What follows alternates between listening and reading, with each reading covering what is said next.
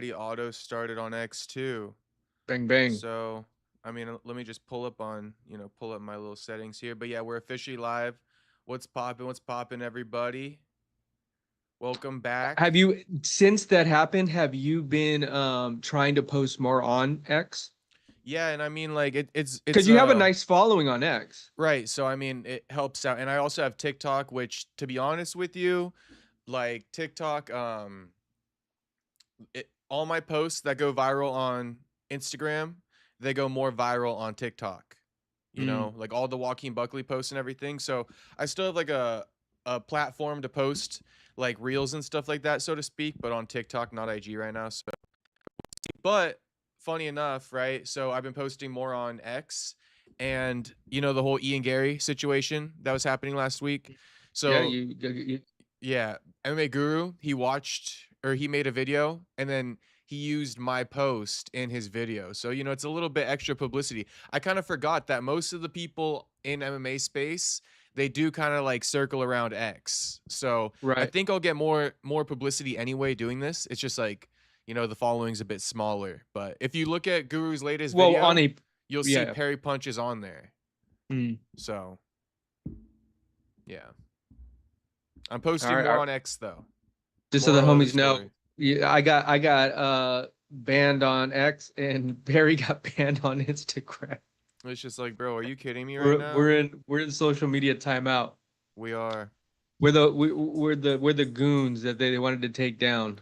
But you know, plenty of accounts have been taken down this year, so it does kind of show that a lot of false flags are occurring right now. You know, Champ Rounds was down for a little bit. Oh yeah, I remember you telling me that. Red Corner, they got reinstated. I saw Tony Has Died went down on IG. So, I mean, Paramount is low key kind of killing the sport with that. You cannot take down all the big accounts. Like, these are some of the biggest accounts. Yeah. Champ Rounds, you know, Tony Has Died has like over 100,000 subscribers or followers. Hey, so the number one thing I was going to tell you on this podcast, this broadcast,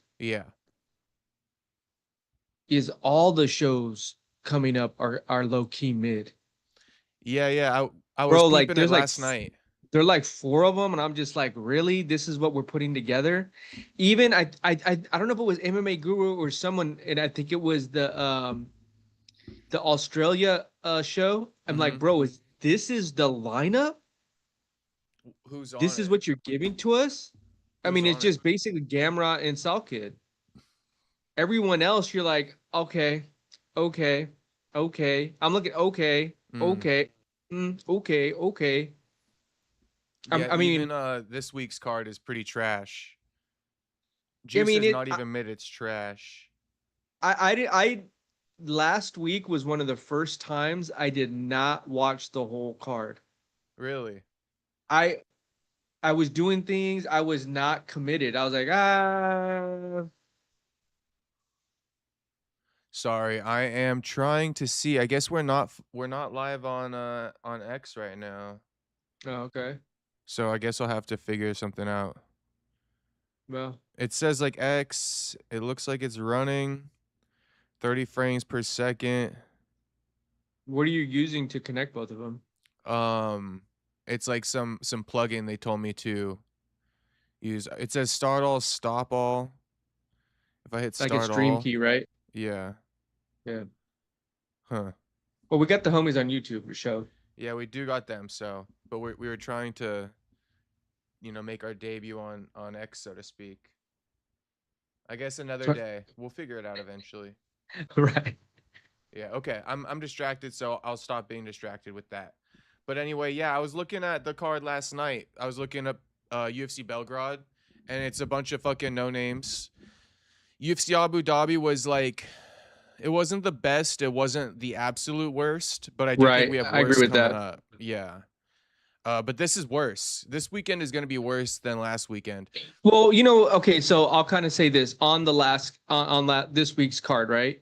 So, I mean, Sam Peterson, to me, I like Sam Peterson. I really want to see what he's up to. I know that he lost to Michael Venom Page. I think that's a learning lesson, right? And he went back and he got the KO against a veteran. I mean, he's someone to really keep your eyes on. So I like that fight. The Walter Walker, I like that fight. The fact that if he would have got a decision, it would have been like, all right, whatever. But he got a submission in the first round. He did his job. He puts his name in that top 10. Like, hey, be careful with this guy on the ground. Yeah, I fuck with Walter Walker. All fucking like leg locks. Well, I liked what he said. Like, I don't cheat on my wife anymore. I'm like, all right. Yeah, what'd he say? Like, I haven't cheated on my wife in like 6 months. Yeah, I was like, that's a good move, bro. Yeah. I'm trying to pull up the card here. Let's see. So, your boy Pork got the win. Yeah, he's like half decent, right? He's not bad. Yeah. So. And then Steve Erceg, this dude, like. Yeah. Whew, way to drop the ball. Steve Erceg, again, like that dude was coming off a steroid suspension. I'm not sure if you're aware, but Erceg's opponent was coming off a steroid suspension, so I guess I'm not really gonna give him too much credit there. So you think he still had a little bit of juice in him? Well, I mean, he's just like a little bit of a cheater, right? And he's like super fucking shredded. So I don't really fuck with him. We'll just leave him alone. Hey, so you're not down with the cycles or what? No, and it's like you just don't eat like Did I see you shoot up last time I was at your house? No, absolutely not. I saw a little baggie or something. I don't know what was going on. Hell no. I'm all natty. You could drug test me anytime. Oh, you on that creatine? Yeah, I'm on that creatine. Right, but what was I saying? Yeah, he was on steroids. You know, like people do. Yeah, just basically like if you're on steroids, like what am I supposed to do? Big? Oh man, like hell yeah, he's like a future title contender. It's like do your thing, but shit, I'm not supporting you. You know. I see what you're saying. And like if anything, we ride with Erceg. You knocked out Erceg, so like double whammy on your behalf, like that. I mean, he looked good, right? He did look good. I'm not gonna. He did look good. But just to kind of like give my highlights of the card. How about that Nurullo Aliyev, Mike Davis? I mean, Aliyev did grapple him the entire time. You said you didn't watch all the fights on there. Right. But yeah, Aliyev basically grappled Mike Davis the whole time. Oh, okay. I saw Mike Davis cry about that. Yeah. Yeah, and so Mike Davis was low-key kind of crying. Like, let's be real about that. It's like, yo, you know, you got to get up, man. But at the end of the day, this guy Nurullo, what was super soft about Nurullo, just to kind of contextualize it, is like basically Nurullo was grappling Mike the whole time, just holding him in one single position. Once he got him down, he would just hold him there, right? Kind of like what we saw when we saw the fight together at Bellator. Exactly. Ain't nobody trying to watch that. Yeah, except for this guy was getting Mike Davis down to the ground more, but Mike Davis was basically on his knees the whole time trying to get to his feet, and this guy's like hanging on his back, right? And then the only time he would strike Mike is when Mike would like hit him with an elbow or like a punch to the back of the head, and it was almost like this guy was punching Mike to be like, "Hey, like don't hit me. Don't hit me. Like here's a couple for you real quick." Like it's the softest type of fighting, bro. It's super weird. Yeah. Like you know how if you were to wrestle your little brother or something, and you're not really punching him, but if he's gonna slap you while you're holding him down, you're like, boom, you hit him one hard time, and you're like, don't hit me again, bro. You're not gonna like it. But it's like, Nurullo, why are you holding back? Like you should be punching him while you're trying to grapple him. But this is the problem. I think a lot of people aren't able to put into words, but this is the issue with it, is that Nurullo is scared to death of letting Mike Davis up and actually having to strike with him. He's electing to not even ground and pound on the floor. Right. This shit is disgusting. You know, yeah, and it does deserve to be called out on his end as well. Mike, get the fuck up. You know, get the fuck up at the end of the day. You don't really have a place to complain. It's more so for us to complain about it. I wouldn't really say much about Mike, but since Mike has to complain, it's like, well, listen, we got to just say the elephant in the room. You got to get up, homie. You know, you do. But at the same time, this guy and his sorry ass way of fighting is like pathetic. And I hope he doesn't like, you know, continue in the UFC, because that's the type of shit that's killing it. And I want to say it one more time. He is not, it turned out to be boring because this dude is scared to death of Mike Davis getting up. That's why he won't strike. He's scared to death. But here's the thing too, is like, okay, this is a lightweight division, right? Mm-hmm. At the end of the day, they wouldn't even be able to sniff the top 15 guys though. Mm-hmm. You know what I mean? Well, I mean, like in theory, you know, I don't know. It's an odd one because Mike Davis has been getting older. So Mike was one of these guys. I mean, let me just contextualize it a little bit. Sorry to cut you off. But like Mike he was one of these guys, right? But he's just been like kind of plagued with injuries. He hasn't had much momentum. He even said, you know, after the fight, he's like, the matchmakers, essentially like Sean Shelby and shit, like, I got iced. Like, they weren't even booking me fights after my Ferezian bout because they were so pissed at me for grappling him. This is what Mike Davis said in his post fight, right? Like, he's making these tweets and stuff. So I'm trying to say that Mike, with injuries plus like the matchmaker shelving him at times because he like elects to grapple in his bouts as well. Now he's not really a top 15 like contender, but there was one time where people were like, this guy's like a dark horse, like if you give him an opportunity.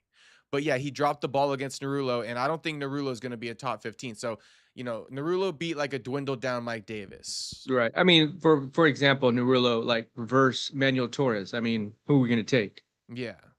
You know what I mean? I'm taking Loco. Exactly. You know, he's on a nice little win streak, but I think with that type of style, you'll get checked. You will get checked. And it takes the right type of fighter. I think that, unfortunately, I don't want to insult Mike Davis because, you know, he's a friend of the program. But I think all Narulo needs to run into is a real fighter like a Loco Torres, and he's gonna, you know, get exposed real quick. I think the thing about Mike Davis, I'm not calling him not a real fighter, but you know, Loco Torres brings that level of wildness, and like he throws like safety to the wayside, right? So he's deadly. Manuel Torres is basically gonna take way higher risks, like to try to stop this guy Narulo, than Mike Davis would ever be willing to take. Here's another one. Grant Dawson. Who are you gonna take? Or Narulo? Yeah. Well, let's book him. You know, boring versus boring. Well, but Grant Dawson's deadly on the ground though. He'll get you. No, yeah. So let's book it. You know what I mean? Like, and so like, there's guys that like, hey, like what you just said, like you're just holding that position down, and then there's a guy like Grant Dawson. He will submit you. Like, I know he's deadly on the ground. Like, we should honestly. I think that's a great matchup. Yeah, but even Rafa, bro. Rafa, you're kind of like pushing this guy up to the top, but you're hoping that Grant. Yeah, Dawson I'm not wins. even. I don't even think he deserves these fights, right? I know, right? I'm just saying, like, there's a lot of other names I could throw out there. Alexander Hernandez. You're just saying he's not top 15 worthy. No, not with that type of like. No, come on now, come on. It's crazy. Yeah, Mike Davis. I wish him the best, but it's like his career is just like seeing like him pass by. He never even got a chance to really like explore his potential. Like, I would have liked to see a Mike Davis versus Alexander Hernandez to see where Mike Davis stacks. How old is he now, Mike? I think he's like 30. Let's see, 33. So, you know, he still has some time. I mean, you got a couple of years, right? But you gotta. I mean, but you gotta get in the win column. Yeah, but it's like also in fight years. You gotta get up. Yeah, and in fight years, it's like, okay, so he's 33, right? But he's been in the UFC for 6 years. Yeah. So, you know, it's like he's 33. You're on the back nine. Yeah, he's been in here for 6 years, right? So he's had his opportunities. He's 5-3 within the promotion over the course of 6 years. So he's only fighting like once a year. Yeah, you gotta pump those numbers up too. Yeah, and that's what I mean though, right? He's got 8 fights in 6 years. Do you see what I mean when it's like he hasn't been able to explore his potential? And now I think it's a bit like, I think his time was 2 years ago, 31, 32. You know, now he's losing to Narulo Aliev. So it's a huge contrast. This is a guy who debuted against Gilbert Burns. Oh wow. So keep that in perspective. He debuted against Gilbert Burns in 2019 when Gilbert was like, you know, it appears Gilbert was number 25 at the time, you know, the 25 ranked lightweight. So that's pretty tough to make your debut against a guy like that. Right. Who else you got in the card that you kind of like? All right. Oh, okay. Yeah. Let me give a couple shots. That guy, Axel Sola, you know, he submitted, you know, there's Ismail Bonfim who he submitted. That's the shitty Bonfim brother, just so we're all clear. Gabriel is the good Bonfim brother. He's the guy who beat, you know, all the names. Yeah. Oh, Ismail's the shitty one. He misses weight too. You know, so we don't really fuck with Ismail at all. But yeah, he got Darce choked in the first round by Axel Sola. This guy Axel Sola, I mean, he looks good. 12-1-1. He's 2-1 in the UFC. They should throw him on the France card. Yeah, they should actually. I mean, that should be an easy win, right? It's a no-brainer. He's French. Right. So that's a good win. Because I just saw what they released on that French card. That's what you're selling me? Dan Hooker versus the other homie from I don't know what's going on. I know, yeah. And do you see how much they hype it up online too? That's the worst thing. Is that people like, oh my god, like this Dan guy Hooker? Yeah, it's like whatever. I mean, I like him, but I mean, not. I don't know. Dan Anyway, Hooker. Yeah, I know what you mean. I know what you mean. It's like, what are we signing up for? That can't be the main event, right? I mean, it is the main event. Did they? That's the main event. They announced that. Yeah. Wow. And they're hyping up this Parnace guy. I mean, we'll see if he's good, but of course he's gonna get hyped up because he's gonna beat the shit out of Dan Hooker probably. I mean, if I'm BSD, I'm calling up Dana and put me on that card. I just lost. I want to get a win back. Okay. You know what I mean? Like if I'm anybody from France, I think ZM too. He just lost. I'm like, bro, put me on that card. I want to get a win back. They're not on there. No. Well, you know, I don't. You know I what mean, I'm talking I about too. couldn't tell ZM,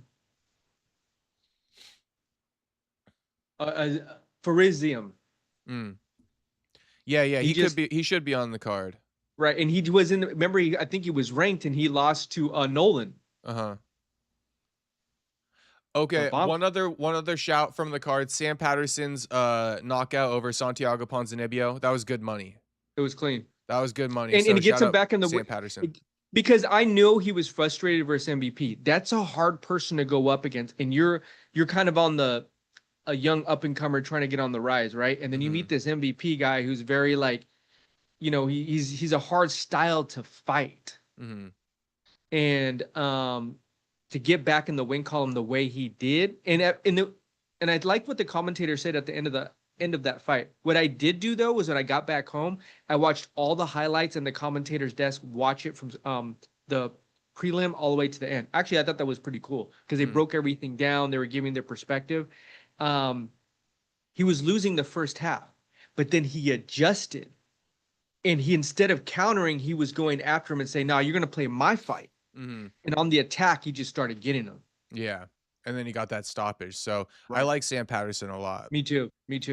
So that's pretty much my shouts. Oh, and let's just discuss the main event real quick. I mean, Magomed Ankalaev, he is really boring. He's really boring. I mean, like, I get it that Bogdan. Here's my thing too, because everybody's kind of saying, like, I see a lot of narratives like, what, like, Magomed, he can't win for losing. Like, he can't lose, you know, he's losing when he's winning. Like, every time, you know, like, I saw this tweet, knocks out Pereira, or what is it? I forget exactly what it was, but it's basically like beats Pereira, he's boring. Like knocks out this person, he's boring. Like stops Guskov, he's boring. But it's like, listen, this guy, Guskov can be boring and he could suck, right? But even more so the point, if Guskov sucks and he's boring, you're the former champ Ankalaev. You still want to compete for titles. Show your fucking level, bro. Like, what the fuck are you doing? Like, I was counting both guys. I was saying nobody's punching each other, and no one's punching anyone in the face. Yeah, I wonder what those stats are. It was insane. I was saying in real time, I'm like, this is the worst. This is the biggest waste of 5 minutes of 2026. You know, this is the biggest waste of 10 minutes of 2026. Significant strikes versus 39 in a 5-round fight. And how many of those are leg kicks and front teeps? These guys aren't even punching each other in the head, bro. I'm telling you, go rewatch the tape. I don't even need to. But here's one of my biggest things is, like, you know, because I'm sitting here. I don't even need to. I seen it. But hey, here's my thing. You know what I was calling for is, like, I was even sitting down and I was like, bro, I just can't do it. Like, I'm not even going to sit around. I'm going to go take a piss. Like, I'm holding in my piss for this dog shit. Like, let me go piss, bro. It's going to be the same shit when I get back. I got to see what the homies are saying in the chat. Yeah, I love when you're on a good one. Can you pull up the stream on your whatever you got, so we got an extra viewer? Yeah. Make sure you like it too, please. Anyway, I'm trying to think about what I was saying. Oh, I think, bro, like, it gets to a point where sometimes we don't need a 5-round main event, and I think that Ankalaev, we're good to see him for 3. You know, Ankalaev, we're good to see you for 3, man.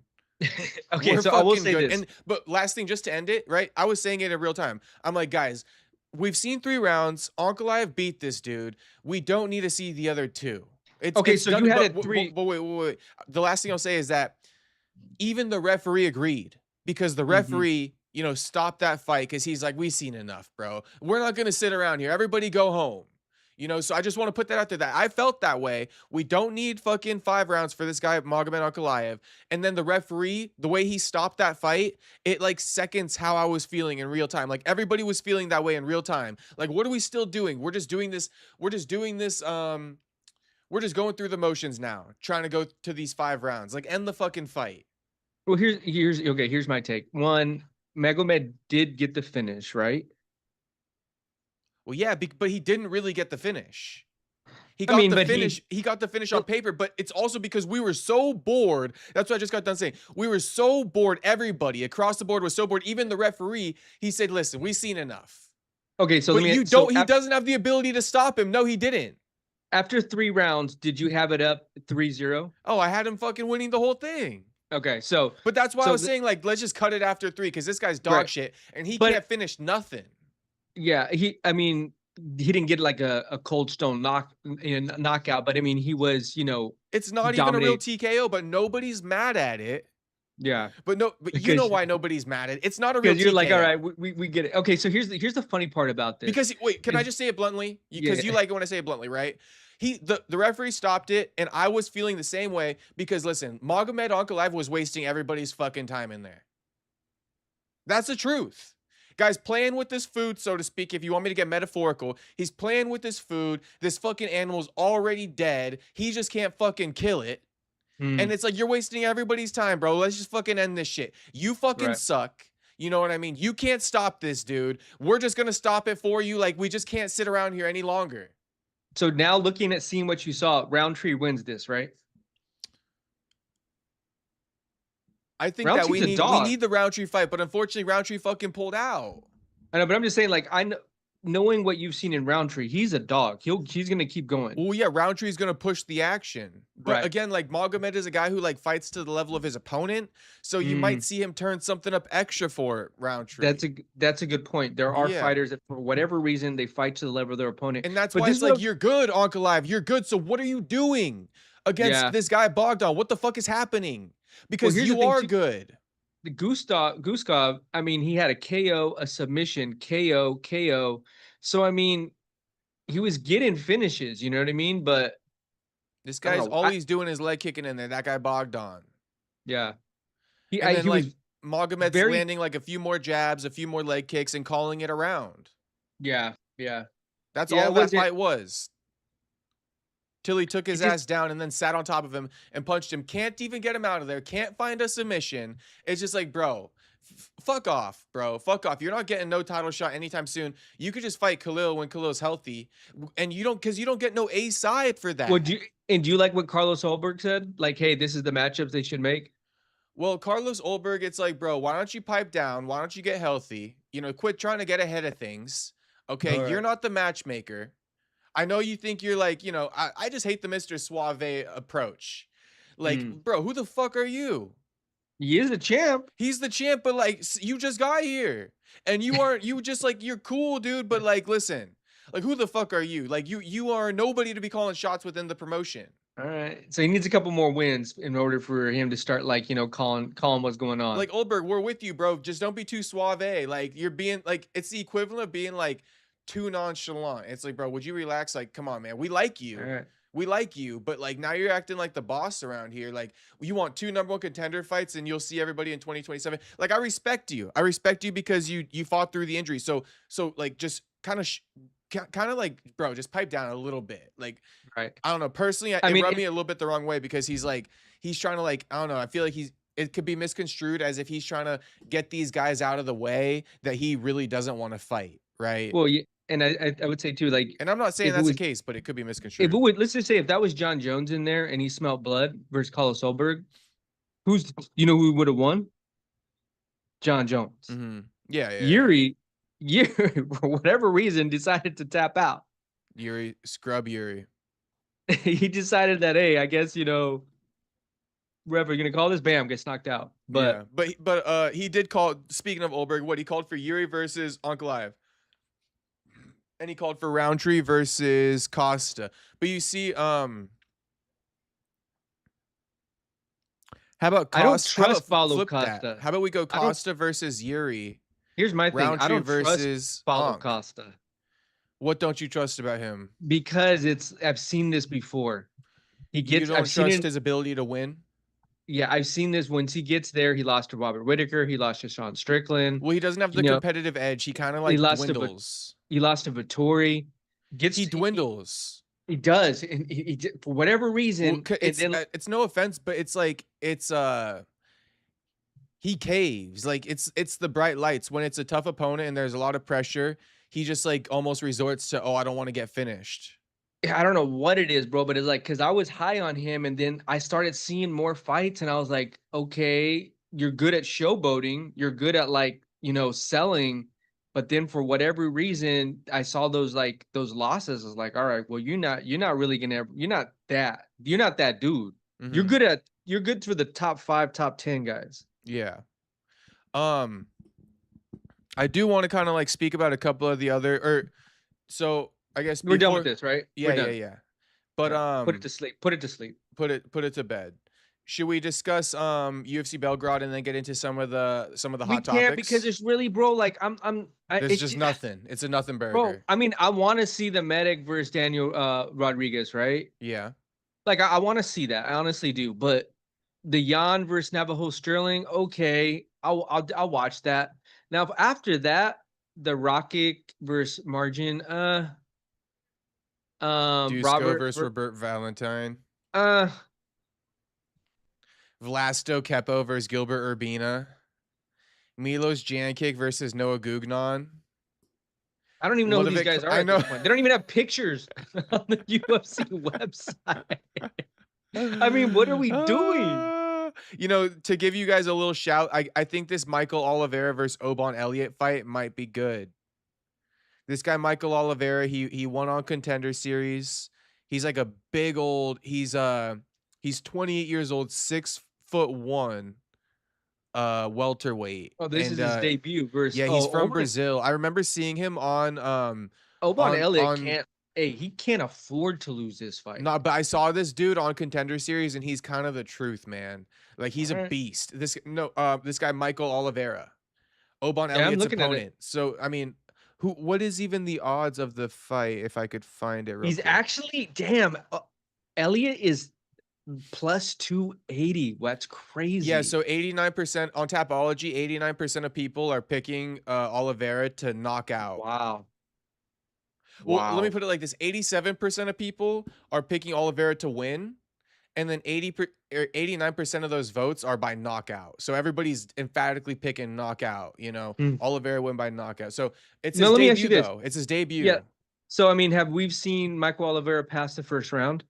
Yeah, he went to the second round in Contender Series, and he knocked him out.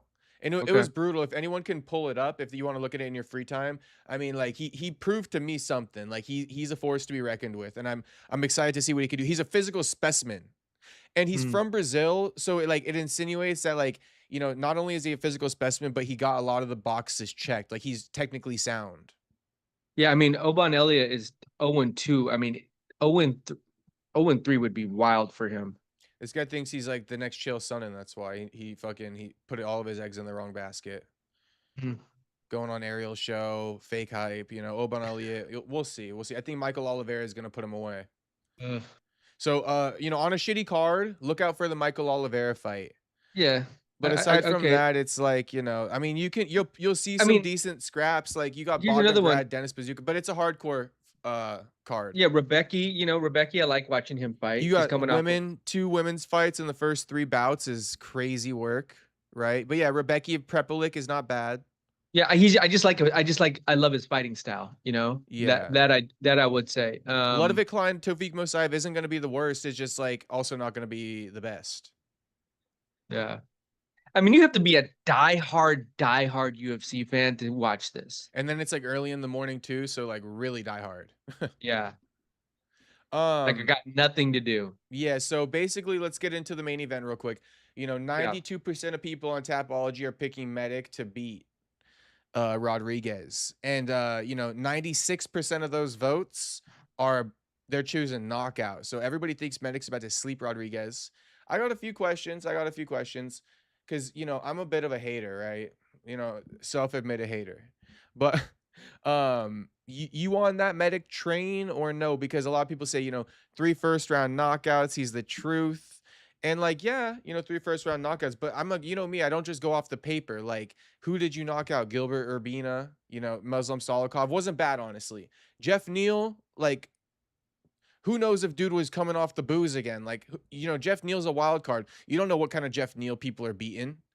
He struggles with Mhm. all kinds of shit. So like, I mean, the Muslim Salikov, I'll say that was like a That's a legit. good one. That's a good one That's for when sure. that made me kind of stand up, actually. I was Yeah, like, oh, right. I remember that one too. Gilbert yeah. Urbina, like, come on, bro. Because Muslim is good, bro. That dude's deadly. No, he is, and you hear me respecting it, right? Yeah. But at the same time, Jeff Neal, it's just hard to fully co-sign Medic because I think people want to make it seem like, oh, he knocked out 3 like fucking crazy dudes. In my opinion, he knocked out 1 crazy dude. Jeff Neal, 50-50. What type of Jeff Neal showed up? Gilbert Urbina, let's not even put it into the equation. I think the matchmakers did a good job because they have 2 guys right here that are like kind of on that, rise to the top 10. I'm interested to see what kind of Daniel Rodriguez we see in there. That's what I'm more interested in that, and I think that Medic, is fighting in his hometown. I'm just going for Medic just due to the fact of like the things that Daniel Rodriguez has had to like put himself through to kind of get back here. Like I think just being in a UFC fight is almost a win. Getting a paycheck is almost a win. But I think Medic will be in a dogfight if he doesn't knock him out. Yeah, okay, like, so Rodriguez isn't just gonna bow down. Like you will be in a dogfight. Okay, so if I could do some MMA and that's how Rodriguez should do it. He needs to make it a dogfight. Okay, I just want to contextualize this a little bit because I don't want to be a full-on, hater if I don't gotta if I don't gotta be. But it's like, okay, so who has this guy Uros Medic lost to? He's lost to Jalen Turner, he's lost to Mitabek Orobai, and he lost to Punahele Soriano. Okay, so I mean, well, here's what's funny? 3 on ranks. I was thinking about 3 this. guys who can't even get ranks. There is right? something to be said that people can get better as they evolve into their fighting career, right? I guess, but he also got stopped. So you can finish your point, but I just want to say he did get stopped by him. Right. But I think that when you get on a trajectory of like, okay, I'm actually getting better. I do have power in my hands. Now we're gonna find out a lot, right? Like I think if you're able to get another KO versus Daniel Rodriguez, that's saying a lot versus a guy that like we know could take a lot of damage. Mm-hmm. And that's why I think the matchmakers did a good job here because it's like, all right, you got a guy that's not gonna just fold to you. And he's been known to be in some wars. So hey, we're gonna give you a war, Medic. Here's a guy that we're gonna put in front of you. Let's see what you could really do. Yeah. Yeah, I mean, I think like earn your money. I think it's going to make him earn his money. It's definitely like one to really see where this guy Medic stands, and I guess it'll help us see where Rodriguez stands too. But let me go through their strength of schedule because I mean, like I get it because they're both riding 3 fight winning streaks, by the way. But it's like, Medic is 7-3 in the promotion. D-Rod is 10-4. Right. And D-Rod, he's fought tougher opponents, in my opinion. Kelvin Gastelum, Ian Gary, Kevin Holland, even, is a decent litmus test. It is. I'm seeing that was a war. He beat Mike Perry, right? Li Jing Liang, Kevin Lee at one point in time. So I just say that to say that I don't know. I feel like D-Rod's getting a bit disrespected going into this matchup. I feel like D-Rod's had the harder strength of schedule. And like, he did get knocked out by Ian Gary. He did get stopped by Neil Magny. How do you think those fights go? How do you think Medic does with Ian Gary? You think he gets stopped in the first round too, or what? Goes a little bit longer? I think it goes a little bit longer. Yeah, I think you might be right. Maybe I'm sleeping on Medic. I'm open about it. I'm trying to figure it out. So I think here's my thing. Medic's growing on me. I can see what you're saying about that. The evolution within the promotion. He's getting better. It's just like anybody. Like if I'm playing basketball, I'm playing football, and every year I'm training, I'm practicing, and I'm winning, and I'm getting better. There's something to be said that your skills get better. He's getting more Now, comfortable as well, right? He like right, more so he belongs. like power is something you can't train. Like power is power, right? Mhm. Like knocking people out is knocking people out. See, what I would love to eventually see is is a dogfight. Like, what do you have in you? We know if we were to say grit versus grit, I'm pretty sure I know who you'd say would win because it's D-Rod. gonna be Dan, right? It's gonna be D-Rod, right? Because Yeah. we've seen him be just dig deep, gritty, not give up. Like I will buy that all day. I haven't seen that from Medic yet. I Mhm. don't know what happens when we get into deep waters. That's what I really want to see. Yeah. Ian Gary, we've seen him kind of go, deep waters. We've seen some of these guys kind of going, we know what we're getting. No, I feel you.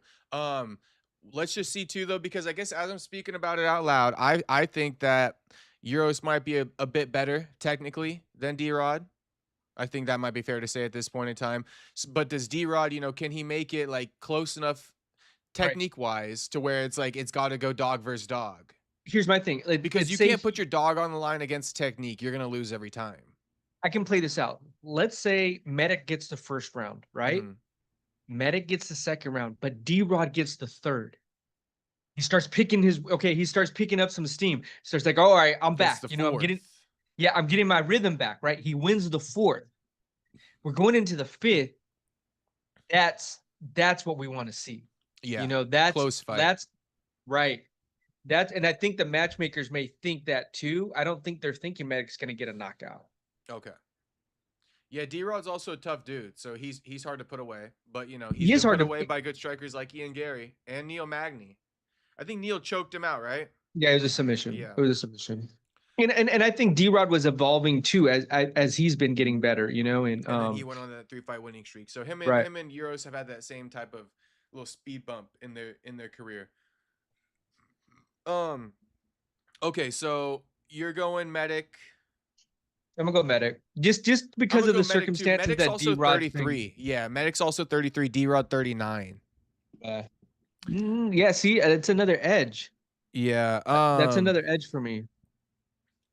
One person, C Blue says, bro, D-Rod hardened up them hands in El Bote, so he gonna be nasty. And he also mad because he took so much D-Rod during his stay. You feel me, Miami? Shout out to fucking C Blue. Shout out to C Blue. What city you from, bro? We didn't even see that one coming. Shout out the city, C Blue. You hear me, Miami? Andrew Nancy and Bahaha laughing. Okay, anyway. Back to now the let's get show. into some pressing matters, can we? Yeah. So Anthony Smith tried to kill his fucking wife. Bro, is that certified? Is that real? I mean, allegedly. It's a part of the court docs. He allegedly tried to kill his wife. That's gonna have to be. He threatened to kill her, allegedly, and then he allegedly attempted to run her over multiple times after she escaped from the car while he was driving it. Okay, so there's something I was after he thinking kidnapped her and threw her in there. I mean, like it just gets worse and worse. Yeah, there's something to be said, and I was thinking about this. It's like, we're talking about guys that are able to release their rage inside an arena, inside of an octagon. Then we see them outside of in their real life circumstances, right? And these things come up. You see Anthony Smith behind a desk. What do you see? You see a very polished, polite guy, right? Mm-hmm. But behind the scenes, this is an example. There must be a lot of rage, bro. To do something like that and to already be a very deadly athlete, the common person wouldn't be able to beat up Anthony Smith. Mm-hmm. He's a heavyweight. You know what I mean? Like, so you add a little bit of violence and rage to that in real life, and you see news like this, that it's wild, bro. But it's not surprising. It's not fully surprising. I mean, I've always thought Anthony Smith was a bit, sometimes when you operate on a certain level of disingenuousness, a certain level of like fucking inauthenticity, in my opinion, it's a big red flag because like you're not really keeping it a buck. And I think only people who keep it real with themselves, like keep themselves out of trouble. Like it may be sounding like an oversimplification, but I think there's a lot of truth to it. Like, look at all the people out there who keep it real, who are like former UFC fighters and shit like that. They're all media personalities, but they keep it real. Smith, even Dustin Poirier keeps it real. You know, even in his bad times and his good times, he keeps it real, right? He's pretty consistent. And that's why we're okay with Dustin Poirier. But with the one thing I will say about Anthony Smith is like he lies to himself constantly. That's one of the issues he had with Bisping, why like their podcast relationship didn't work out, because Anthony Smith was so over the hill in the UFC and he kept selling this narrative like he wants to be a champion, he thinks he could be a champion, and then like he goes out and turns out shit performances and then comes on the podcast and copes harder about it and won't admit that he lost his fire for the game, you know? And Bisping being real with him, right? This is the type of authenticity I'm talking about. Bisping being real with his homie, Anthony Smith didn't fucking like it at all. So I'm saying all that to say that like that is a little bit of a red flag with somebody who's like who might end up doing some fuck shit down the road, like somebody who's stubborn as fuck and won't listen to people. And I honestly think my first raw reaction was like, bro, literally is probably such a narcissist. Again, like it's part comedy, but I'm gonna say that like, yeah, there's a bit of truth in my like what I really believe in this comedy skit. But it's like, I swear this dude fucking like saw Dustin Poirier, all the love he was getting. The inner narcissist in Anthony Smith is like, oh my God, like I need some of that attention too. Like I'm troubled too. You know, get the light on me too. And he fucking overdid it.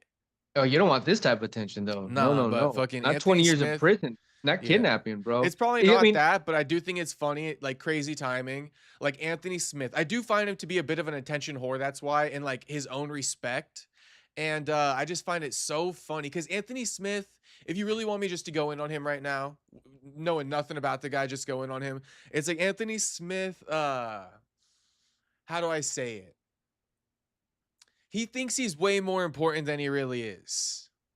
In a lot of aspects. I mean, the fact that he kept talking about himself as like one of the best light heavyweights in the world for as long as he did is crazy. You know, so like I do think that Anthony Smith sees himself as like this MMA legend.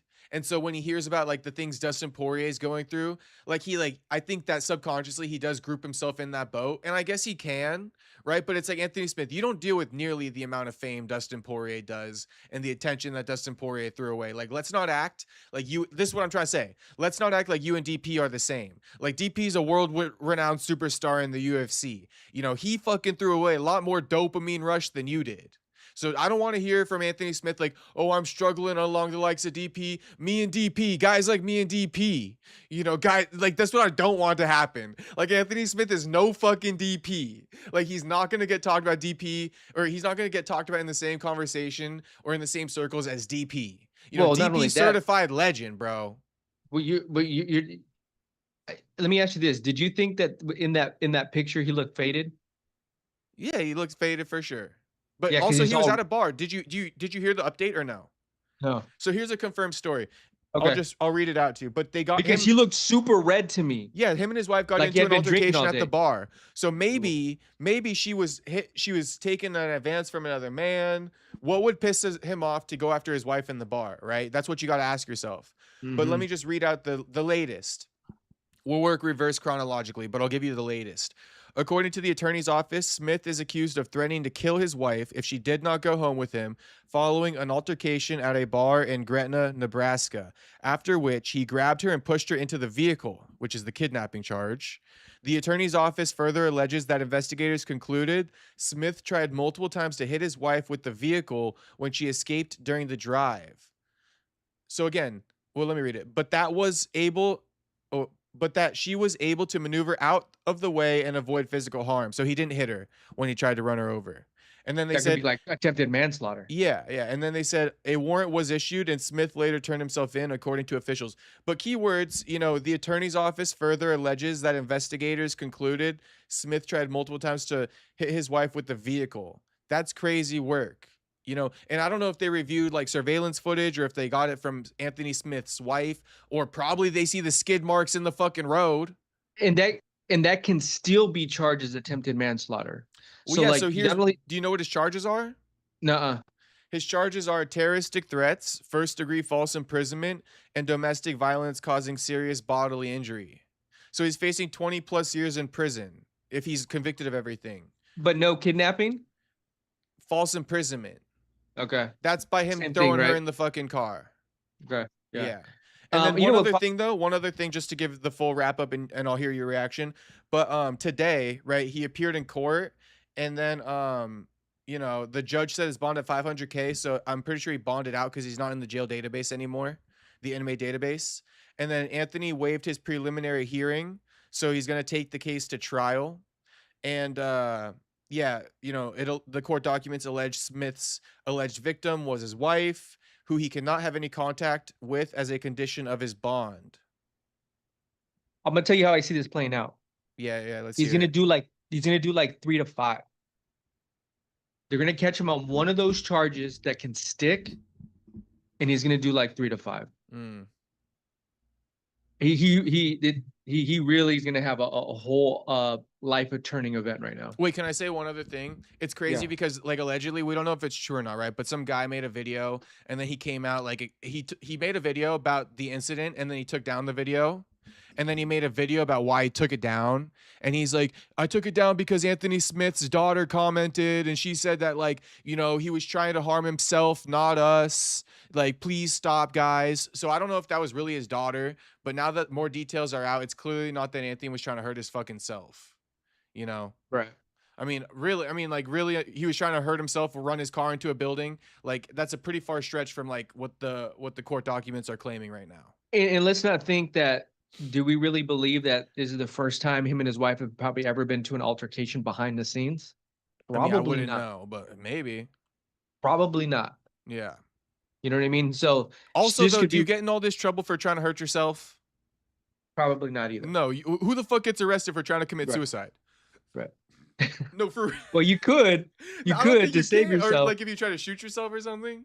Well, like let's say you call someone and like I got a knife, I want to kill myself. The cops are gonna come and arrest you. So you don't harm yourself. Yeah, but you know what I mean, right? Yeah. Like you don't sit in your house trying to off yourself. They find you and they're taking you to jail after that. Well, they're gonna take you to a hospital. They're gonna take care of you. Right. Well, they're gonna try facing 20. But they're gonna subdue you, right? They're gonna subdue you. They're gonna make sure you can't harm yourself. Right. But it's like, imagine getting charged with false imprisoning yourself. Right. I think what if this stuff sticks and the wife is like going to say, no, this was the final like straw, right? Well, we've been going through it. This isn't the first incident between us. But, you know, I can't imagine that out of nowhere, Anthony Smith just blew up. You know what I mean? Yeah.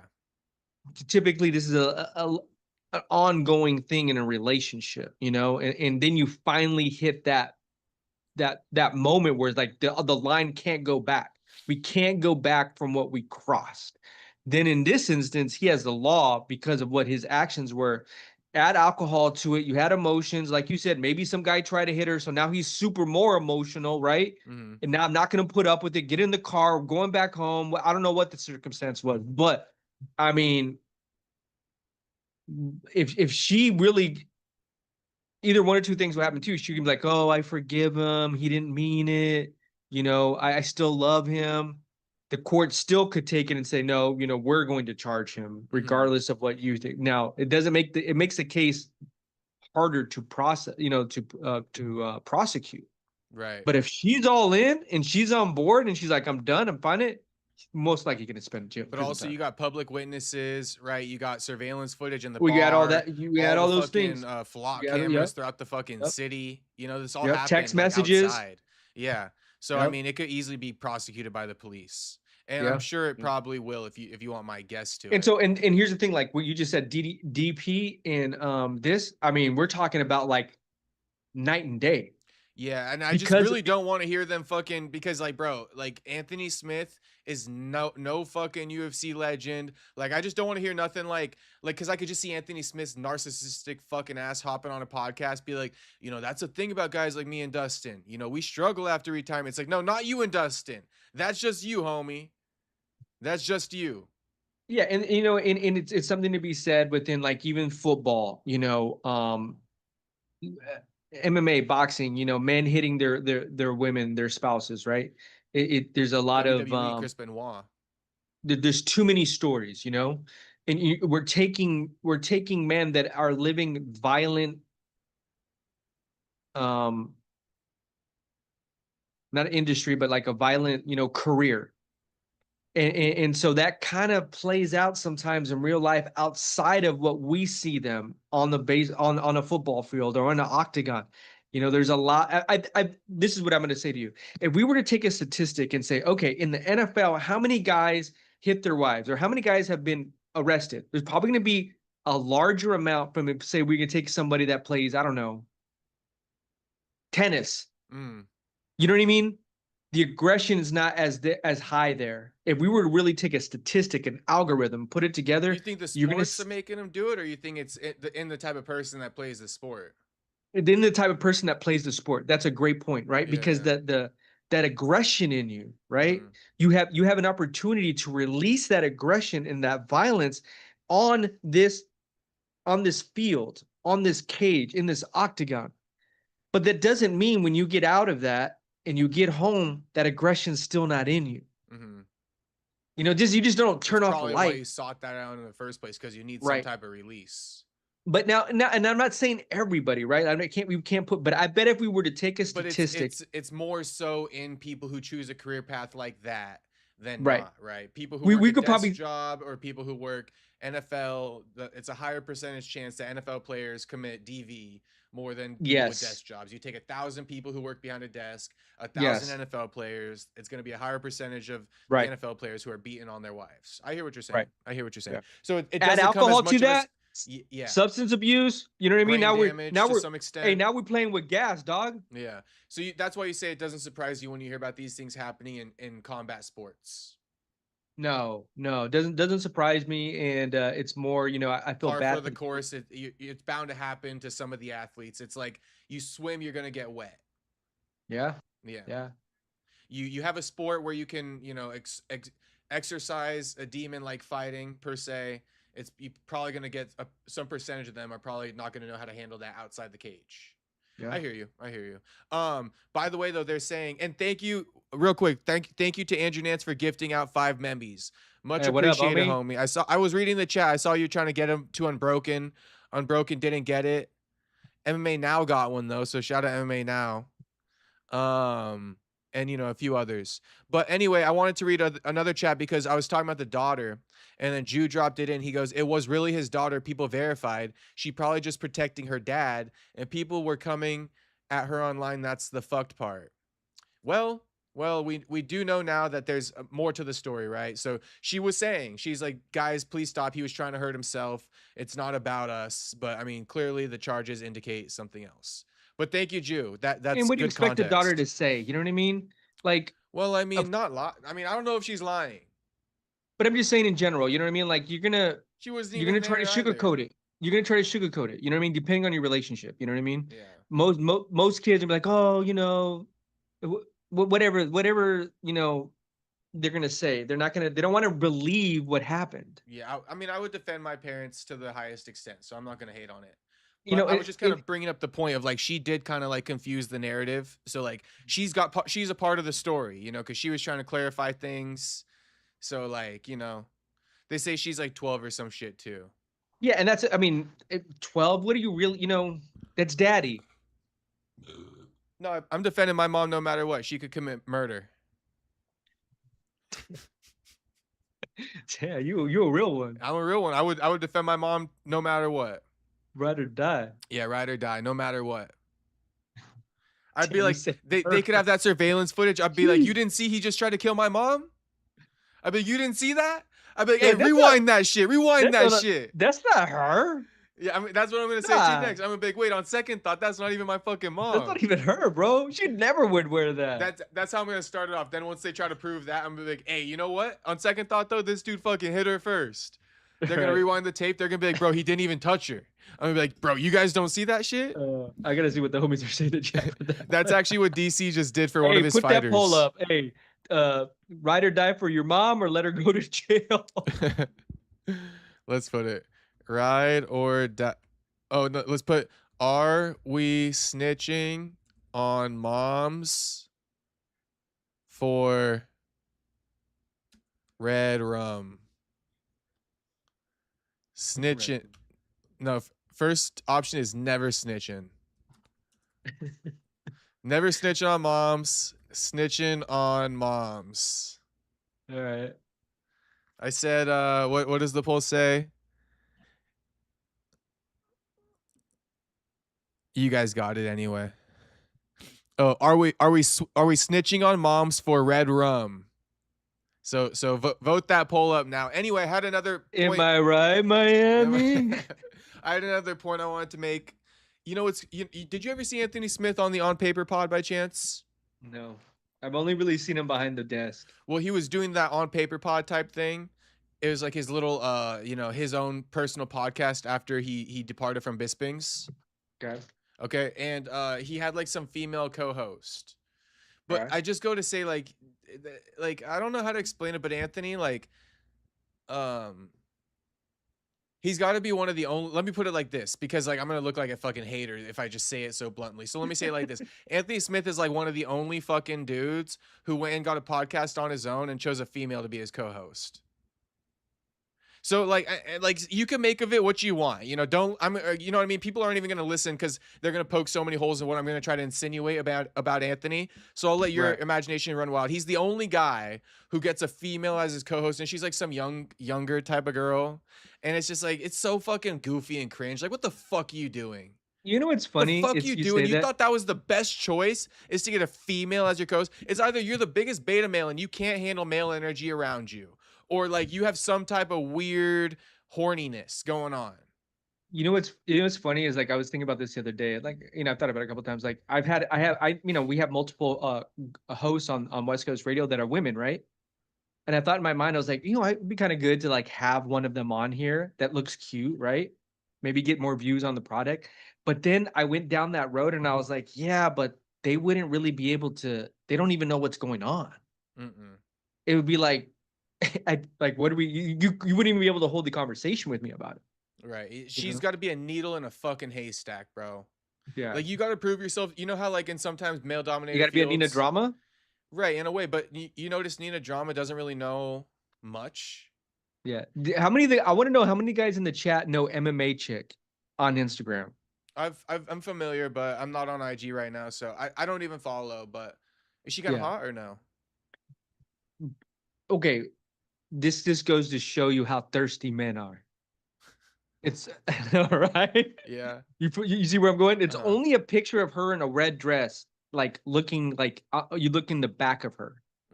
That's all she needed, was that picture. And how many followers does she got? She's like 20,000 now. Jeez, what does she post? Wild. About? She reacts. She does some reactions now, but it's like, bro, like she mid. We said last time about, you know, you go to Cali, baddies. Baddies all over the place. She'd be like a 4 maybe. Juice says he hasn't had that chick on in like a year. He also hasn't uploaded a video in 3 months. Yeah, because he doesn't really like fucking love the game. He's just trying to like squeeze some money out of it. Me, I really love the game. You know what I mean? Anthony, that's why I actually like whenever I see like the fighters do it, it's like, bro, good fucking luck. Like, you really. Well, here's my thing too. He had a desk job though, bro. They had to pay him some money. You know what I mean? Yeah, they paid him money, but I think he got. I mean, chat, can you guys please let me know? Because I'm gonna say it again. I said it this last night, but like, did Anthony Smith not get left behind in the ESPN era? He didn't have a job on Paramount. I see everybody saying like the analysts, you know, Anthony Smith, or the UFC has crazy analysts because they're like showing Dustin Poirier and Anthony Smith in like, you know, these posts. But bro, Anthony Smith got left behind in the ESPN era. Somebody correct me on that. Tell me if I'm wrong. Or I mean, I'm you know, I don't know. I'm asking. No, he's done it recently. Juice says. Okay, Joe, I have seen him. Yeah, I think I have seen him. Juice says he's done it recently, so I'll believe it. I'll believe it. I'm asking, so I'm not trying to like discredit. I'm not knowing. I just haven't really seen it. I only say that because when you have a desk job, you don't really need to do a podcast. I mean, you could, but that's going to be your money. You know what I mean? Yeah. Like, they're probably paying you a good amount. Yeah, I think that again. I think that. But you'll never see him on the desk again, though. No, and again, probably that's not. done. No, definitely. You can see Dustin can build that back. Yeah, you know, IGB BMN to IGBB. You know, it's gonna be good, whatever the hell it is. But it's gonna be bad. Yeah, but what's it called? Anthony Smith. I wanted to say another thing about it real quick. Is this is the thing though. Because Michael Bisping starts a podcast and shit. I'm such a hater. It's not even funny. But let me just do it. Michael Bisping starts a podcast. This is what I just really have felt about Anthony Smith for many years. Is like, Michael Bisping starts a podcast. You got Daniel Cormier doing the YouTube channel, right? The prominent guys who they kind of do the YouTube channels, right? Right. Anthony Smith, typical Anthony Smith. Oh, I'm one of them. I'm one of them. Let me be a commentator too. Let me start the crew. Yeah, let me start the crew. Let me start a YouTube channel too. It's like, bro, you don't get the same following as a Bisping and a DC, but you keep thinking you're one of these guys. Like, and I don't mean to hate so much, but it's like, well, let me ask you this: Brendan Schaub or Anthony Smith? Brendan Schaub at this point. Brendan Schaub, at least the thing with Brendan is like he's certified, right? Brendan's certified, and it's also like, listen, Brendan has become content. Like, we need Brendan in the space because Brendan is content, but he also creates content. But I think he's been doing it for so long. Bro, he's been a solid 10 years. No, and Brendan's one of these people too. I want to make it clear that like Brendan, he has ways to go viral. Nobody fucking posts what Anthony Smith is saying on his platform. Yeah. People will like MMA fighting and shit, the MMAfighting.com, right? They'll post what Brendan Schaub reacts to fights. Like somebody just posted Brendan Schaub says that Ian Gary should only talk about fighting, nothing else. Right. So like, but who made an article post about Anthony Smith and what he said on the On Paper pod? You feel me? So to answer your question, ain't nobody watching that. Ain't nobody trying to clip that. Yeah, and Brendan Schaub, I want to make it clear, like Brendan Schaub, he's actually like I know people love to hate on him, right? But imagine if we just loved everybody in these spaces. Brendan Schaub has a role in the content space in MMA. He's content. People like to make fun of him. They like to watch him because they like his takes. But I think too, all around, like he can make content. Here's my thing. He's very versatile. Brendan Schaub. Very versatile dude. He's a comedian. He's paid his dues. Although he's not the best takes at times, you could do a lot with Brendan Schaub. But here's my thing. He's paid his dues. It's not like he just woke up and said, I'm going to do a podcast. He's been doing this for a while now. Yeah. So he's been cutting his teeth. So I respect that. Yeah, for sure. So yeah. I got like 10 minutes, just so you know.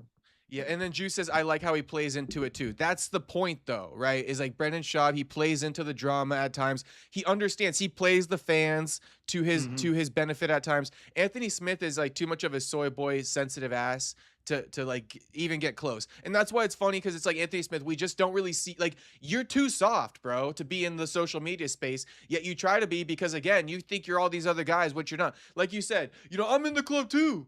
I'm in the club too. What up? I'm in here too. It's like, Anthony Smith, you're not fucking in here. I'm on the guest list. It's like, you're fucking not, bro. Hey, hey, bottle service. I'm supposed to be there. Anthony Smith gonna be at the gym with DC, and he's gonna see DC texting and laughing. He's gonna peep over his shoulder. He's gonna be like, "Why aren't I in the group chat?" It's gonna be like, "Hey, well, that's a brutal realization. You've been fucking traipsing along the whole time, homie. You never been in here. Oh, you never been in here. We were nice about it, but shit. Damn. Someone had to say it. Anyway. Is that all we can say about Anthony Smith, or is there more? Yeah. For now, let's wait some more news comes out. But I mean, I think, didn't we start with Ian Gary though? You were gonna say something about Ian Gary in MMA Guru, or no? Oh no, I was just making the point of, his brother? Well, yeah. So but we also reacted to that last week. Okay. We actually I clipped that off and I posted that on the video tab. Okay. I don't know if you saw it, but take a look if you haven't. You can see our reaction. But yeah, so we did talk about that, but that was kind of fun. I was just basically saying. But has any new news came since then? No new news. Okay. No new news. I was just kind of saying that it's somewhat of a blessing in disguise, the temporary suspension on IG, because I've been posting on X, and then my post got featured in Guru's video that he made reacting to Ian Gary. So it's good publicity. Also, like, it's crazy. So let's do a segue into the Nick Diaz topic, because that's on the headline, and then we'll end the stream. But like, funny enough, right? When I posted about Nick Diaz today, guess who liked it? Nick Diaz? Conor McGregor. So like, X has way more fucking reach than Instagram anyway, and I'm doing the same shit. So if I blew up on Instagram, I'm gonna blow up 10 times more on X anyway. Just go look at how I've been fucking doing over the last 2 weeks, But well, you already know the formula. Yeah, I already know the formula. We almost got 10K on X. I just don't post on X because I had more followers on Instagram, so I'm just posting there. But shit, it's take funny. that account away and see what happens. I'm now off X, but now you're on X. I know, because my X got suspended, and now you're mostly on IG, and I'm well, like fucking I gave up on like whatever. Yeah, I'm I more like on boycotted YouTube. IG. YouTube. Yeah, YouTube's where it's at. Juice says, wait till Connor sees the way you cooked him. I thought about that instantly when Connor liked it. I'm like, damn, he ain't seen it yet. He hasn't seen what I've been saying about him behind the scenes. Oh, I got some crazy topic I got to bring up real quick though. It's a side note, my bad, but fucking, I ran into Luke Rockhold last week. Oh, really? On Saturday. Him and Bisping. Yeah, I said what up to him. I straight ran into him. He was like in the restaurant, like at the hostess counter. And I like hitting on her. Yeah, he's straight hitting on her. He comes over to me trying to like fucking get him to play his game. I walked by and I noticed him. I was actually in that vicinity for a second, going back and forth because we're waiting for like somebody in our party. Is he a big guy? He's taller than me for sure, but he's like skinnier. Really? Yeah, he's slender and tall. But I was looking for somebody in my party so that we could fucking leave, you know. And so I was like around him for like a couple minutes, but like as I was walking out, I like finally made eye contact. And I was like, oh shit, like Luke Rockhold. And I was like, what up, man? Like, what are you doing here? And then he's like, oh, I'm at a wedding. So I saw in his story too, like Bisping was at the wedding. I just missed Bisping or something. Oh, wow. But yeah, he had like a scab on his face and shit. And I was like, are you all right? Like, you doing okay? He's like, yeah, man, I'm chilling. And then he tells me, he's like, this hostess doesn't think that I'm the mayor of Newport because I was in Newport eating. I'll just tell you guys, the Pelican Hill fucking golf club or whatever. So like, he's like, this hostess doesn't believe I'm the mayor of Newport. And I was like, oh no, that's the champ right there. I was like, that's Luke Rockhold, former UFC champion. Like shit. I was like, let him in, you know? But that was about it. And I was like, all right, man, like I'll see you later. Have a good one. And then he's like, yeah, see you later. But I didn't ask for a picture or anything like that. All right. But I figured I forgot to tell the chat that. Yeah, I didn't fanboy out at all. But Luke Rockhold's another one. When I walked away, I say all that to say, when I walked away, I'm like, Luke Rockhold hasn't seen the shit I be saying about him online either.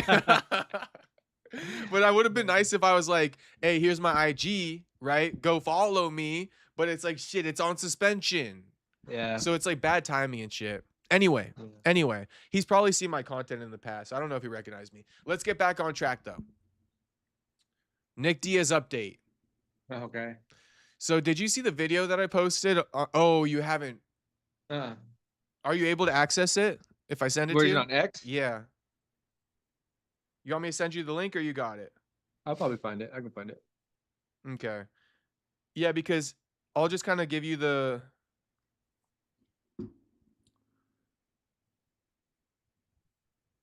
Well, Bryce Mitchell, new Nick Diaz. Yeah. Click on the video. Listen to it too.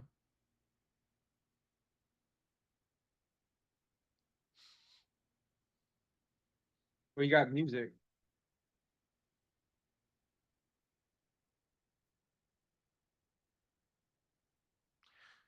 A person who fell and gets back up is much stronger than a person who never fell at all. So is he insinuating he's on his comeback arc? I kind of. Does he look like he's on his comeback arc? You know when you look skinny like that, he looks a little tweaked. You know he needs to have a bit of fat in his face. Yeah, it does look a little tweaked out.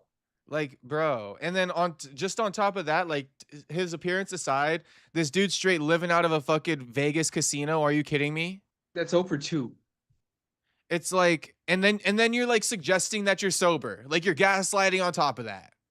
He goes, a person who fell and gets back up is much stronger than a person who never fell at all. You still flat on your fucking ass, homie. We still waiting for you to get up.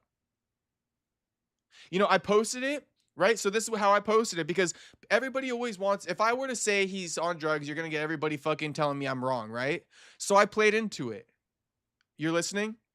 Yeah, I'm listening. I played into it. I captioned the post. I said, Nick Diaz's latest social media post suggests he's staying off the drugs while also appearing to be living out of a casino in Las Vegas. How the fuck are you going to be doing both? You're going to tell us you're off drugs, essentially. Saying you're back on your feet, right? What the fuck does back on your feet mean after rehab? Means you fucking stop doing drugs. We're not fucking dumb. You know? But then it's like, you're going to tell me you're also living out of a fucking casino? And it's like, I haven't confirmed it fully, but the word on the street is like this dude spends his evenings at the bar, and then on the weekends he spends his fucking evenings at the club in that casino. You know, What if casino you is in it? Vegas, go to the Palms Casino and Palms? tell us, report back to us, tell us if you see fucking Nick down there on weeknights. I hear he's in the local nightclub in that casino, you know, on the weekends, doing Mm, appearances and shit. mm. Just completely flirting with the lifestyle and then suggesting that he's sober because he posts a Yeah, you picture, would. but because he posts a picture of himself skinny.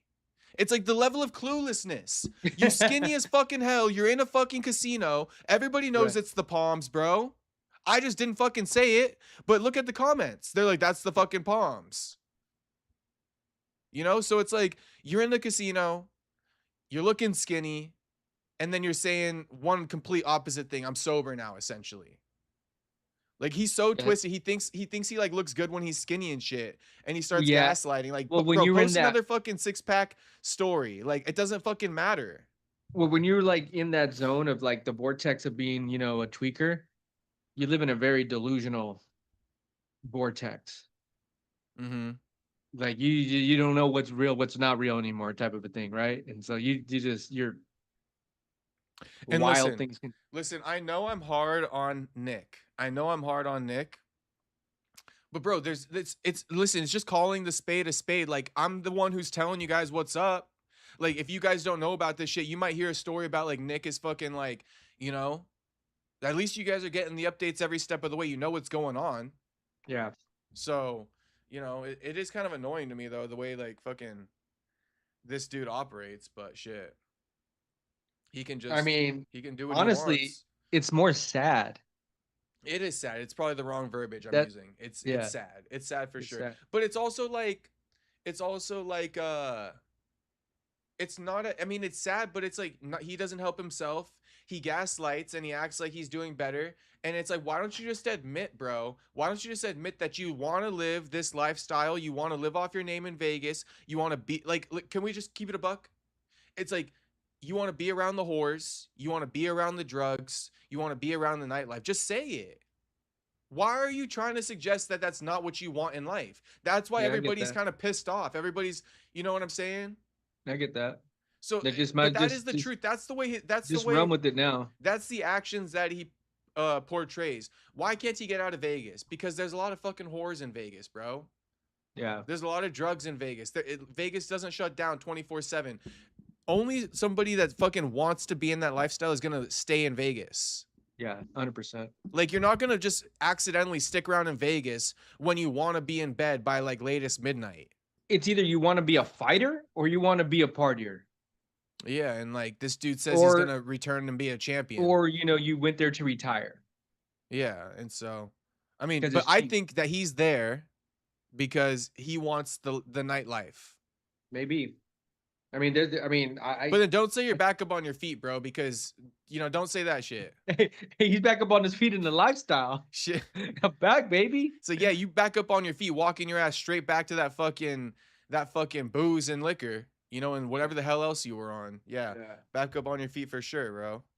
I was gonna say this before we end. I mean, I just we may talk about this next week, but I mean, this UFC 330 card, this is another one. It just has me like, I don't know what they put together. UFC 330. Yeah, Mackenzie, sure, fine. That's a co-main event. Okay. And I don't, maybe this isn't like the real released lineup, but Jeremiah Wells versus Maitek Orabai, sure. I like both of those guys, but no. Jalen Turner, I like him, but okay. Jeff Neal, no. Neil Magny, no. Vicente Luque, no. Versus Trishan Gore, Edson Barbosa versus Esteban Ribovics. I mean, those prelims, sure, but I don't know. There's no like real fire. There's no like, hey, what's on the line except the belt? Just the main event. Yeah, Mackenzie I mean, you ain't get nothing. in the co. You got the co with It ain't Mackenzie, nothing. but I'm not really excited for that It though. ain't nothing. Ain't nothing but a piss break. But no, I feel you. Those names that you listed for the UFC 330 card, I'm assuming that's the main card. They Neil haven't broke Magny, down like Vicente. prelims. They haven't broke that down. There's a lot of old heads. Yeah. No, I'm with you. I'm with you. If that's it, it's not going to be the most exciting. It'll be still better than what we're going to have for the next couple weeks, though. That's true. Yeah. That's true. I'll read a couple of chats though. Jew says can never come back to fight. A comeback to regular life is the fight. I'm assuming he's talking about Nick. Does anyone want to see Nick fight? Is asks Unbroken. Jew says I'd rather see him get healthy and get to a way of living that's honorable again. Yeah. Facts. I would love that too. And that's what I'm saying though. That's what I'm saying. People want, I mean, like I'm probably come off like a dick, but it's like I'm just saying it's not honorable of Nick to be living out of a fucking the Palms casino in Vegas. It's not, you know? Let me tell you this. That's all I'm saying. I was at an AA meeting yesterday, right? I hit my 1 year and I see this guy kind of come in and out, come in and out. And I don't like hold it against him, but I wish he really wanted to stop. He really doesn't want to stop. And this is the same with Nick. He doesn't really want to stop. He's willing to risk it and put his life in jeopardy by living that lifestyle. And so then it goes back to what you said, you know, even before. It's like, how much sympathy can you have for a person that keeps on doing it? I don't anymore. Right. And because like I'm in the middle sometimes, like I want to have sympathy, but then I'm like, you got to give him tough love as well. Because if you keep using the sympathy card, he's going to run you over. Which he does to everybody. Right. And you really don't want help, you know? So can I read I want the best for him. No, I want the best for him too. And that's why I say what I say though, right? Because think about it, there's a lot of fans who are, if you look at, I'll read you some of the comments on his thing. Let's just keep it real though. Let's keep it real. Because I recorded some of the comments. Here's what fans are saying, right? And I think that they come off like they're supporting and they're positive, but I feel like this is more detrimental. I get that he needs love, so it's probably somewhere in the middle, but this is what they say, you know? This guy is an inspiration, the leader, the legend, the greatest of all time, win or lose. Good on you, Nick. Love you, brother. What else did they say? But some of these guys, they may not know. Looking good, bro. Hope you are well, Nick. Legend, dressed like Adam Sandler, favorite fighter. We all love you, Nick. Hope you're doing well. That's something nice to say, but somebody else goes, looking good, Nick. You know, it's like, no, he's not fucking looking good, bro. Yeah. I think maybe I feel like what I say is more from the heart. I think too, some people don't know what they don't know, right? They're maybe like sheltered and they you know, they don't know the drug addicts. They never seen a tweaker before in real life. You know what I mean? Like, not only have I seen it, done it, been around it, you know what I mean? I know that lifestyle to the T, you know? That's when every time I see that BJ Penn video, I'm like, oh hell no, dog. I'm running out that house, bro. I'm running out. Where that lady's singing and shit. But like a square, bro, he might walk into that and be like, he may not know.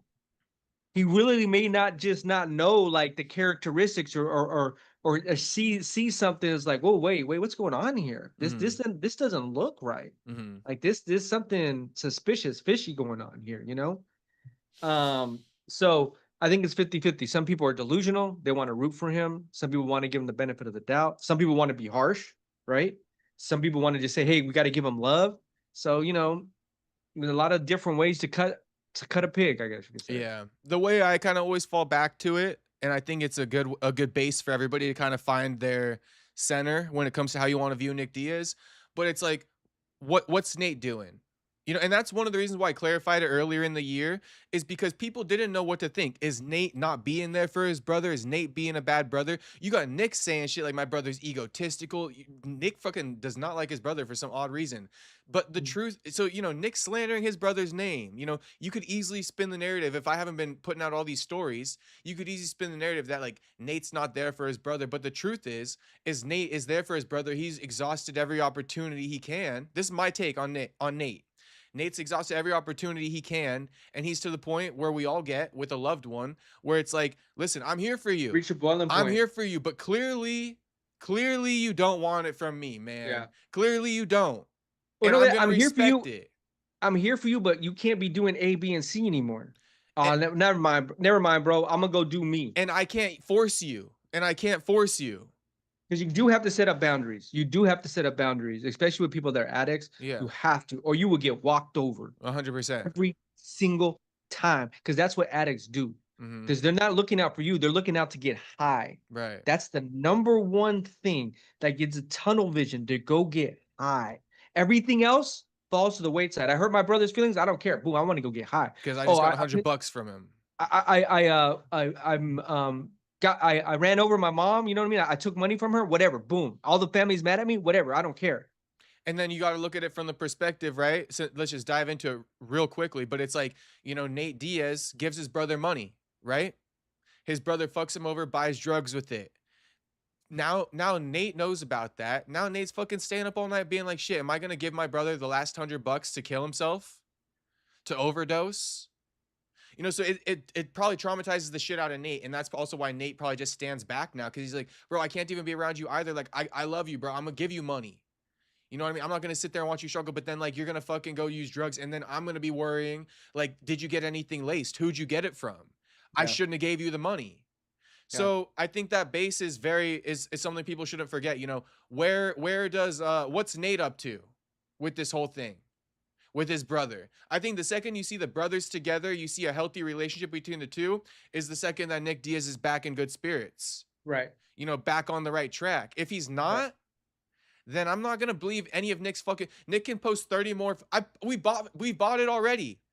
How many? We did the podcast, right? When he came out, we defended him. We're like, his ex-girlfriend's crazy, right? Nick was fucking kidnapped, all this stuff. Oh, Nick looks like he's in good spirits in rehab. He's got a six-pack. This dude keeps repeating the same shit. It's the same shit, different day with Nick. You already posted 20 different stories with a six-pack, acting like you're back to being sober. You know what I mean? That's super tweaker tendencies right there. Super tweaker. It's like, bro, the writing's just on the wall with you. It's like annoying at this point. Like because it also is insulting to other people's intelligence. Yeah. You know, like just keep it to your fucking self, bro. Or I'm gonna keep posting it. So shit. Anyway, shout out to the streets. Shout out to the homies. Thanks everybody for tuning in. Thanks for interacting in the chat. You know we love it. Jew goes, BJ is sober. What you mean? He telling the truth. Shit, free BJ. Oh, anyway. BJ hella sober. BJ is like fucking California sober. Okay, 78% of people said never snitching on moms. Oh, we had some people say I'm a snitch. So yeah. 22%. Mom's getting locked up. Uh-huh. But bro, Nate got bodied hard by Mike Perry. What the hell does that mean, Sea Blue? What does that have to do with anything? James Pond says I got off codeine. Ooh, that's hard. Sea Blue says Nick locked in the master lock, dog. James Pond says Nate is a cringe burger too, always slow and tired and acting tough. Oh, Nick's on the road again. bro, me and Nick did 2 triathlons last week. I brought him out.